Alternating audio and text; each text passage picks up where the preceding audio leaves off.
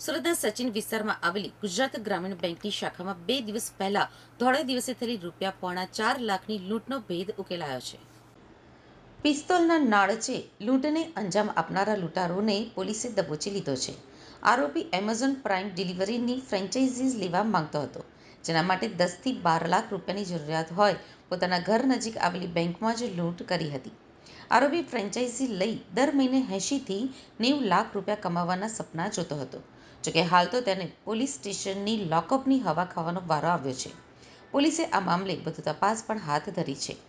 સચિન વિસ્તારમાં આવેલી ગુજરાત ગ્રામીણ બેંકમાં સિક્યુરિટી ગાર્ડ નહોતો, જે લૂંટ માટે મુખ્ય કારણ બની રહ્યું. સુરત ક્રાઇમ બ્રાન્ચે ગણતરીના દિવસોમાં જ આરોપી નાજીસ ઉર્ફે બબલુ મોહમ્મદ સન ઉલ્લાહ શેખને પિસ્તોલ, કાર્ટીઝ અને લૂંટની રકમ સહિત ઝડપી પાડી મામલાનો ભેદ ઉકેલ્યો છે. આરોપી મૂળ બિહારના ચંપારણ જિલ્લાના ફુલવરિયા ગામનો છે અને હાલ સચિન ખાતે રહે છે. તેણે પોલીસ સામે કબૂલાત આપી છે કે તેને એમેઝોન પ્રાઇમની પાર્સલ ડિલિવરી ફ્રેન્ચાઇઝી લેવી હતી, જેમાં અંદાજે 10 થી 12 લાખનું રોકાણ જરૂરી છે અને માસિક ₹80 થી 90 લાખની આવક થવાની ધારણા હતી. આવી કમાણી માટે તે કોઈપણ હદ સુધી જવા તૈયાર હતો. માસિક લગભગ 80 થી 90 લાખની કમાણી કરવાની લાલચમાં આરોપી નાજીસ ઉર્ફે બબલુ મોહમ્મદ સન ઉલ્લાહ શેખે પોતાના ઘરના માત્ર 2 કિલોમીટર દૂર આવેલી બેંકમાં લૂંટ કરવાનો પ્લાન બનાવ્યો હતો.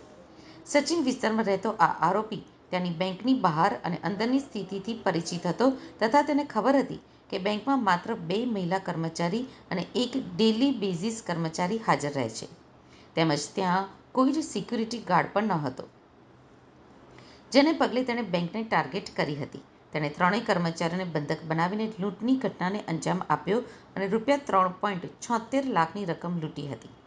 પોલીસે આરોપીની ધરપકડ કરી તેની પાસેથી પિસ્તોલ અને 7 કાર્ટીઝ જપ્ત કર્યા છે, તેમજ સંપૂર્ણ રકમ રિકવર કરી છે. ડીસીપી ભાવેશ રોઝિયાએ જણાવ્યું હતું કે 1 માસ પહેલા જ તેણે બિહારમાંથી દીપક નામના ઈસમ પાસેથી પિસ્તોલ અને 7 કાર્ટીઝ મેળવી સુરત આવ્યો હતો. 19મીએ બેંક લૂંટવાનો પ્રયાસ કર્યો પણ હિંમત ન થતાં પાછો ફર્યો હતો.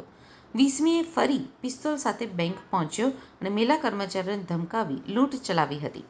આરોપી સીસીટીવીમાં કેદ થવા પામ્યો હતો, જેના આધારે ક્રાઇમ બ્રાન્ચે કતારગામ બ્રિટિશ કબ્રસ્તાન નજીકથી તેને પકડી પાડ્યો છે.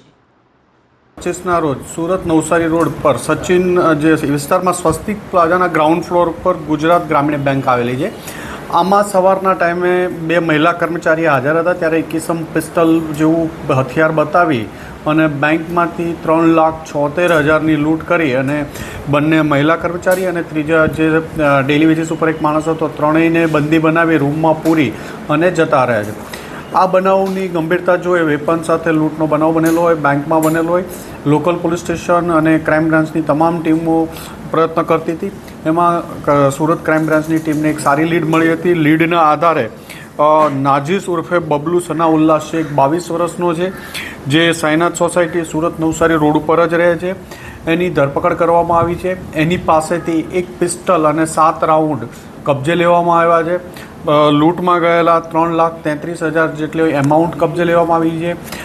લૂંટમાં જે બેંક કર્મચારી છે એનો બેગ પણ પૈસા ભરવા માટે લઈ ગયો હતો, તો એ બેગ કબજે લેવામાં આવ્યું છે. 2 મોબાઈલ અને લેપટોપ બેગ, એર બેગ બધું કબજે લઈ કુલ 3,95,000નો મુદ્દામાલ એમની પાસેથી કબજે લેવામાં આવ્યો છે અને એની હાલ પૂછપરછ ચાલુ છે.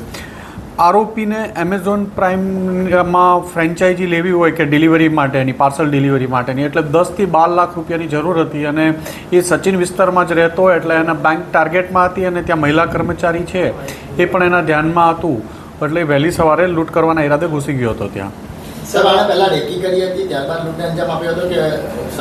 એણે રેકી કરેલી હતી, બેંકથી નજીક જ રહે છે એટલે એના ધ્યાનમાં પણ હતું કે ત્યાં 2 મહિલા કર્મચારી છે અને ટોટલ 4 માણસો કામ કરે છે, પણ તે દિવસે 3 માણસો જ હાજર હતા.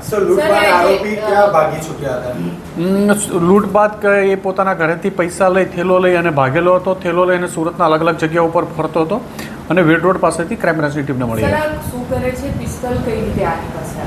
પિસ્તલ એ મુંગેર આરોપી ઓરિજિનલ ચંપારણ ડિસ્ટ્રિક્ટ બિહારનો રહેવાસી છે અને ત્યાં મુંગેર ડિસ્ટ્રિક્ટમાંથી આ 1 માસ પહેલાં લૂંટ કરવા માટે એક દીપક નામના માણસ પાસેથી પિસ્તલ અને 7 રાઉન્ડ લઈ આવેલો હતો.